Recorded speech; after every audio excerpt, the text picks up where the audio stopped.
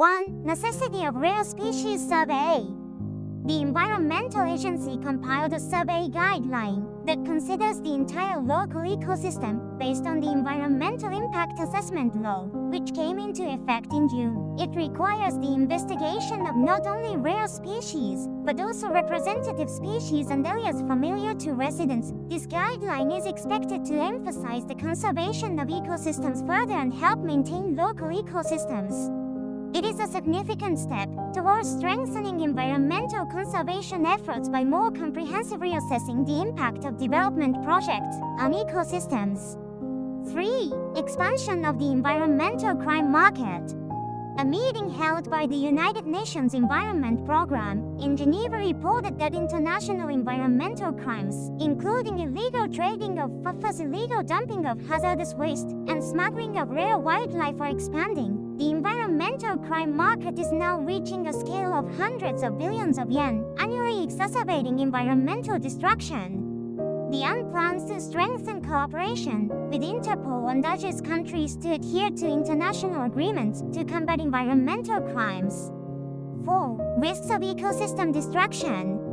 With the strengthening of new environmental regulations, bioradiation technology is attracting attention. But the application of these technologies without caution may lead to new environmental destruction, as ecosystems vary by region, especially in soil and groundwater remediation technologies contaminated with hazardous substances. Applying these technologies without considering the differences in ecosystems may have adverse effects.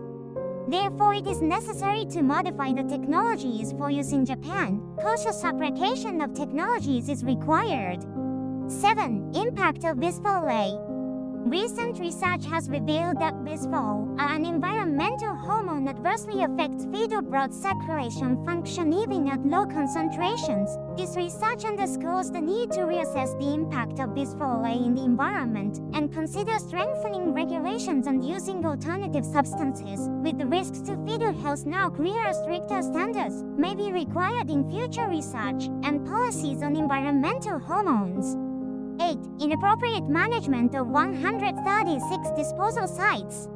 A survey conducted by the Ministry of Health and Welfare revealed that 136 of the controlled disposal sites managed by municipalities were burying incineration ash without using waterproof sheets. This significantly increases the risk of groundwater contamination, and appropriate management of disposal sites is urgently needed. The lack of waterproof sheets poses a serious environmental threat necessitating immediate action. Strengthening the oversight of local governments is also necessary.